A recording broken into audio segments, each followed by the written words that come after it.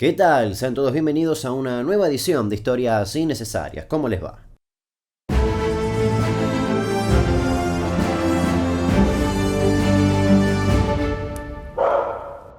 Hoy vamos a hablar de un caso que sinceramente conocí hace muy poco y realmente no entiendo cómo no lo descubrí hace mucho más tiempo. Una historia que no solo incluye a personajes increíbles, sino que además tiene un final de no creer. Empecemos. Aurelia Catalina Bryant, o como la conocían todos, Oriel Bryant, era profesora de inglés y provenía de una reconocida familia de la ciudad de La Plata. Daba clases en el Instituto Cultural Argentino Británico, dirigido por su propio padre. Estaba casada hacía ya más de 10 años con Federico Pipo, un profesor de literatura y filosofía en la Universidad Nacional de La Plata y empleado de la División Balística de la Policía Bonaerense. El matrimonio era un tanto particular, casi tan particular como era Federico, que, dato de color, se dice que daba información a grupos comandos durante la dictadura militar. La pareja había tenido 4 hijos, y luego de esa década junto a su esposo, Oriel decidió separarse a raíz de los recurrentes episodios de violencia por parte de Pipo. Ella ya había realizado algunas denuncias contra Federico en la comisaría de City Bell.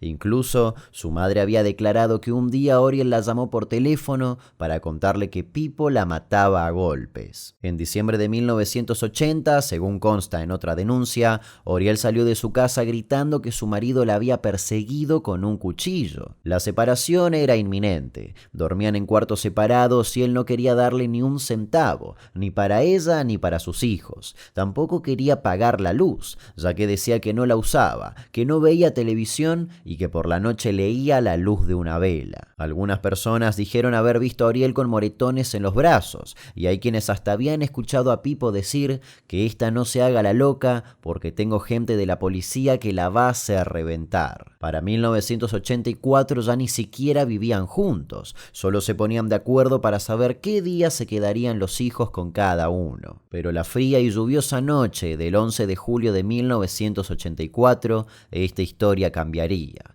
Esa noche Oriel se encontraba en su casa solamente acompañada por su hijo menor, Christopher, de 3 años. Mientras tanto, sus otros 3 hijos, Martina, Tomás y Julián, pasaban la noche con su padre, Pipo, por motivos que se desconocen aún hasta el día de hoy, ya que hay quienes dicen que fue un llamado telefónico y quienes dicen que en realidad fue el timbre. Oriel salió de su casa esa noche, vestida con un camisón, una bata y un par de medias celestes. Horas después, los vecinos se extrañaron al escuchar el desconsolado llanto de Christopher. Al salir, lo vieron deambulando por el patio delantero de la casa. Solo, en medio de la noche. Detrás de él, la puerta de la casa aún estaba abierta. La búsqueda comenzó casi al instante, pero el caso estaba repleto de extrañas circunstancias, partiendo de la base de que la casa de Oriel no tenía absolutamente ningún signo de violencia. Rápidamente, y acorde a la época, su familia declaró que ella no tenía ningún tipo de militancia política.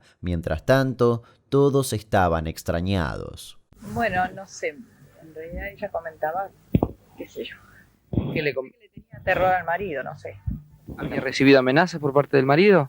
Sí, bueno, hasta ese punto no, porque no sé, yo no, en realidad yo no conversábamos sobre ese tema, hablábamos como vecinas así. Nada se sabía de la mujer, hasta que 3 días después, el 14 de julio de 1984, un hombre bajó de su auto para orinar al costado de la Ruta 2 y se encontró con el cadáver de Oriel Bryant. El asesinato fue atroz, estaba totalmente desfigurada, tenía 37 puñaladas repartidas por los pechos, el vientre, las piernas y puntualmente en la vagina, además de 3 balazos en la espalda y 2 en la boca y en la cara. Según el informe inicial de los peritos, se trató de una muerte por apuñalamiento previa larga tortura y con particular ensañamiento en el aparato genital. En ese mismo informe se resaltaba la furia destructiva de él o los asesinos, dado las mutilaciones que la víctima tiene. La brutalidad del caso hizo que rápidamente sea primera plana en todos los medios de la época. Este es el interior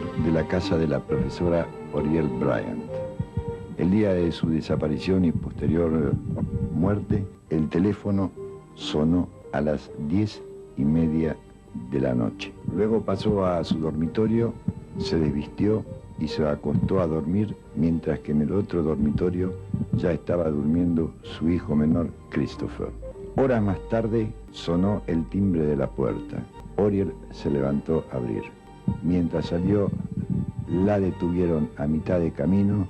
Y si bien parecía que se resolvería rápido, no fue así, ya que desde el inicio todo estuvo mal. La escena del crimen fue pisoteada por mucha gente, no se preservó absolutamente nada y la investigación estuvo repleta de errores de procedimiento, cosas que notarás más adelante. Además, por lo mediático del caso, estuvo lleno de pistas falsas que no iban a absolutamente ningún lugar. La hermana de Oriel, Denise, dijo públicamente que su hermana le tenía miedo a Pipo. ¿Te comentó de amenazas que pudo haber recibido de su marido? No en forma directa, no en forma directa. Le tenía miedo, eso sí. Evidentemente es una cosa premeditada, no es una cosa hecha en forma abrupta. Entonces esto es algo que se ha pensado meses atrás. El primer detenido en esta causa fue José Alberto Menzi, un vidriero con el que Oriel había comenzado una relación mientras se separaba de Pipo. Sin embargo, tenía una coartada firme y supo explicar perfectamente dónde estuvo la noche del crimen, por lo que fue liberado rápidamente. Mientras tanto, llegaban cartas anónimas al despacho del juez. En una, incluso, se acusaba con nombre y apellido a un camionero que vivía en La Paternal, pero resultó ser una pista falsa. Ese hombre tenía un enemigo que lo vinculaba de manera anónima a todo crimen que aparezca en los diarios. El segundo en ser detenido fue Carlos Charlie Davis, un alumno de Pipo que, según relataban los medios por aquellos años, estaba comenzando una relación con su profesor, con quien habían hecho un viaje a Egipto. El patrullero en que es trasladado es el número 9162 y es prácticamente arrojado sobre uno de los asientos del patrullero. ¡Asesino! ¡Degenerado! ¡Asesino! Y así se retira este patrullero. ¿Quién es usted, señora? ¿Quién es usted, señora? Yo vivo al frente. ¿Y por qué le grita asesino? Sí. ¿Por qué, señora? Porque sé que fue él. Y fue justamente este alumno preferido de Pipo quien complicó su situación, ya que en su primera declaración dijo que tiempo atrás el profesor le había dicho que tenía intenciones de eliminar a Oriel porque estaba harto. Incluso dijo que Pipo tenía pensado contratar sicarios para no mancharse las manos. La declaración la hizo frente al juez Julio Desiderio Burlando, padre del abogado Fernando Burlando. Sin embargo, en el primer careo frente a Pipo, se desdijo por completo. Mientras tanto, Pipo le aseguraba a la justicia que durante todo el proceso de separación, la relación con Oriel se mantenía en armonía. Sin embargo, a raíz de la declaración de Davis, una nueva línea de investigación concluyó en que ambos habían planeado el homicidio, por lo que fueron detenidos. Pipo fue detenido el 2 de agosto de 1984, acusado de secuestro seguido de muerte. La causa también incluyó 2 denuncias policiales, donde Oriel acusaba a Pipo de pegarle y amenazarla de muerte. Él, con la calma que siempre se mostraba en público, aseguraba que nunca dijo que quería matar a Oriel. Finalmente estuvo detenido por solo 2 semanas y luego fue liberado por falta de pruebas, pero no quedó desvinculado de la investigación. Médico, ¿qué es lo que piensa en este momento? Quiero ver a mis hijos, Pero además de sus hijos, por supuesto. Bueno, creo en Dios, creo en la justicia. ¿Esperaba usted esta salida? Bueno, no tan rápido, porque soy inocente, en todo momento lo dije, pero me había caído así algo. En fin, confiaba en la justicia, que al final... En los meses siguientes, varias de sus propiedades fueron allanadas, y eso llevó a otra hipótesis. Néstor Romano, primo de Pipo, declaró que entre la noche del 9 de julio y la madrugada del 10, había visto a Esteban Pipo, hermano de Federico, y a su madre, Angélica Romano, manejando el Renault 12 azul que pertenecía a Federico. Además, dijo que a bordo del auto había una mujer rubia que parecía semi-inconsciente, como drogada, a la que identificó como Oriel Bryant. La policía detuvo a Federico, a su madre y a su hermano, y también a Néstor Romano. Mientras los investigadores a cargo del comisario inspector Fortunato, revisando minuciosamente la casa de Néstor Romano, que ahora se encuentra detenido, gente de los alrededores e incluso vecinos se han acercado hasta este lugar. En un costado del coche vemos a Esteban Pipo con su mamá observando el procedimiento. Esteban, ¿usted fue avisado de este procedimiento? ¿Cómo? ¿Fue avisado usted por este procedimiento? Sí, me había dicho el comisario inspector Fortunato que viniese acá para que consiguiese las llaves para abrir y que viniera acá, que iba a hacer un peritaje. En estos momentos, peritos de la policía de la provincia de Buenos Aires están determinando distintas huellas dactilares en los muebles encontrados en la casa de Néstor Romano.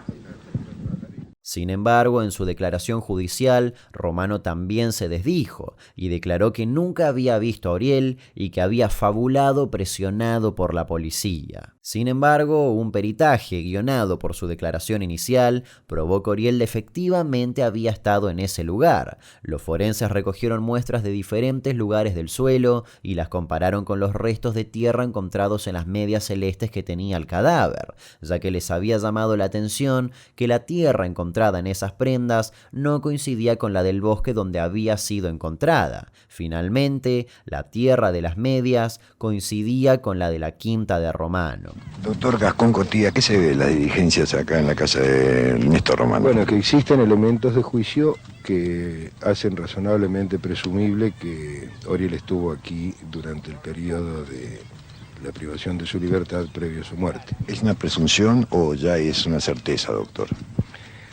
Mire, hay un indicio directo importante como es el hallazgo de vestigios de tierra en las medias que tenía y que se corresponden con las características del suelo de este lugar. Ese es un indicio directo y usted sabe que las presunciones se elaboran sobre la base de la correlación de los indicios. Sin embargo, los abogados defensores de los Pipo descubrieron que en el expediente no se había aclarado ni la cantidad ni el color de las medias, es decir, en ningún lugar se especificaba qué medias tenía puestas Oriel. La policía había olvidado dejar constancia de eso en el acta que se realizó al encontrar el cadáver. De esa manera lograron que algo clave como eran las medias sean descartadas como prueba y consiguieron que la Cámara Penal de La Plata declarara la nulidad del acta y desestimar absolutamente todas las pruebas que figuraban en ella. Y así fue como un simple error resultó clave para que el homicidio nunca se esclareciera. Sin embargo, la pertenencia de Pipo y de su hermano Esteban a la policía bonaerense hizo pensar a muchos que, más que un error, se trató de una maniobra de encubrimiento. Luego de pasar un año detenido, Pipo fue liberado y, cigarro en mano, declaró que lo único que quería hacer era abrazar a sus hijos. Lo primero que voy a hacer es abrazarlos y besarlos, tocarlos. No sé, está papá, ¿cómo está? No sé, quiero abrazarlos, quiero besarlos, quiero tocarlos, quiero llorar con ellos. ¿Pensó muchas veces ese momento? Miles de veces, eso lo pensaba, esa era mi obsesión. Mañana, tarde, noche, las noches en las cuales no podía conciliar el sueño, pensaba nada más que en eso. Ante la nula evidencia para que este crimen se resuelva, infinidad de rumores e hipótesis comenzaron a rodear el caso, algunas completamente insólitas. Primero se comenzó a decir que Oriel había sido secuestrada para filmar una película de pornografía snuff, donde también se practicaron rituales satánicos. Según la denuncia, la producción, que incluía escenas del secuestro, la violación y el asesinato de Oriel, había costado $80.000 y se había vendido por $1 millón. Todo ese rumor surgió de una denuncia hecha por un hombre alemán que fue publicada el 28 de agosto de 1985 por el diario La Razón. Se decía incluso que había sido vendida en Estados Unidos por el tío de Charles Davis. Se daba a entender que había sido rodado en la quinta de Néstor, el primo de Pipo. Sin embargo, ese hombre alemán fue catalogado como demente por la justicia. Otra hipótesis aseguraba que Pipo y Charlie pertenecían a la secta Moon y hasta comenzaron a relacionarlos con el crimen de Sharon Tate a manos del clan Manson en 1969. Otras líneas de investigación apuntaban a la mafia italiana, haciendo referencia al origen siciliano de los Pipo. Hasta se habló de un castillo en Lobos donde había muñecos diabólicos y donde supuestamente se hacían sacrificios de animales. Por supuesto, hasta se llegó a hablar de una siniestra conspiración de los Illuminati. Otra pista se refería a la posibilidad de que Pipo trabajara para un comisario de activa participación durante la dictadura militar argentina y que Oriel había sido asesinada por presuntos contactos con montoneros, algo altamente desmentido por su familia. Hasta se llegó a especular con que Oriel fue asesinada porque era un informante de los ingleses durante la Guerra de Malvinas, ocurrida 2 años antes. Incluso, Pipo decía que los espías argentinos la sentenciaron a muerte y que los antecedentes de violencia de él le sirvieron para incriminarlo. Mientras tanto, el juez Burlando continuaba apuntando a Federico Pipo. Por su parte, él aseguraba que el juez se manejaba con el dicen que dijo que le dijeron, es decir, con rumores, y que a toda costa buscaban culparlo a él o a su familia. Y obviamente sí, tengo mucho miedo, me siento totalmente perseguido, me siento con mi familia totalmente perseguida, como quisiera encontrar un culpable sí o sí dentro de mi familia. Supera toda ficción esto. Hablando de ficción, hay quien dice también que es un pacto de sangre de los Pipos. No, el pacto de sangre de los Pipos, no, por empezar, no somos una familia por múltiples razones. Si bien nos queremos mucho, pero no estamos muy unidos, porque uno está en el campo, otro está en el... Claro, cada uno tiene independientemente su vida. Independientemente de su vida, y inclusive nos vemos muy pocos.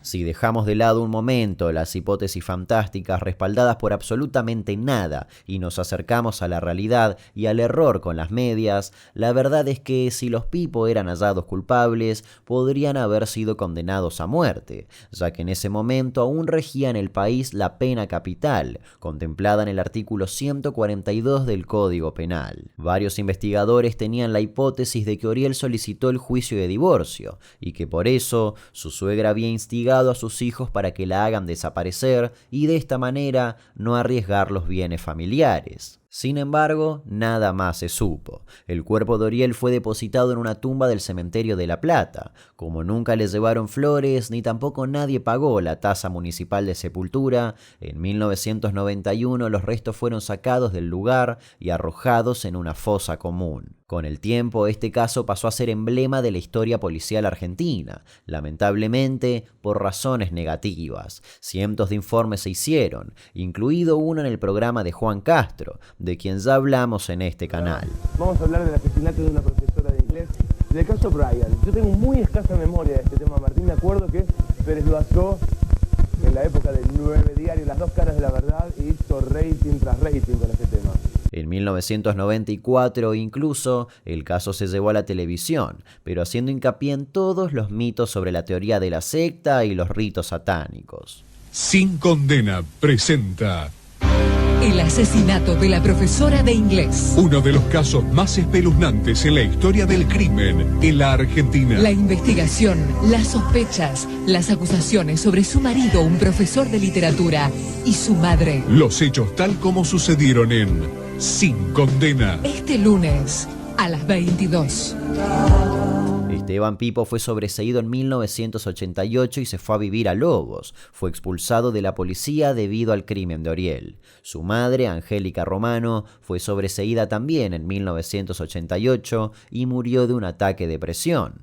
Néstor Romano, sobreseído en el mismo año, vivió en la casa donde algunos investigadores sospecharon que estuvo secuestrada Oriel. Murió en 2006. Por otro lado, Federico Pipo, que también ya había sido sobreseído, fue exonerado de la policía en 1997. Siempre se declaró inocente en absolutamente todas las notas que le hicieron a lo largo de su vida. En una, llegó a decir que se habló demasiado del caso, todo porque era una Bryant. Por supuesto, te aseguro que si hubiese sido una Pérez, no se hablaba nada. Además, aseguraba que él simplemente fue un chivo expiatorio. No he recibido un solo insulto, al contrario. La gente me saluda por todas partes, yo ando a veces llego a las 5 de la mañana, a las 3 de la mañana, me voy a trabajar a las 4 de la mañana, voy a cualquier hora a dar clase, vengo a cualquier hora y no he recibido un solo insulto, al contrario, me paran, me dan la mano, usted fue uno de tal... Me permite que le dé la mano, cualquiera se da cuenta, voy a decir las palabras que usa la gente comúnmente, Cualquiera se da cuenta que ahí había gato encerrado. Inclusive me han dicho, usted era un distractor, estaba trayendo de otras cosas que querían tapar. Se me usó a mí y se agarró al Gil de turno, digamos. En 2001 fue internado en el neuropsiquiátrico Melchor Romero, luego de que la policía lo encontrara deambulando desorientado entre los autos. Al salir, vivió en la misma casa de la calle Cantilo en City Bell, prácticamente encerrado, solo y en estado de total abandono, en una habitación a la que nunca llegaba la luz del sol.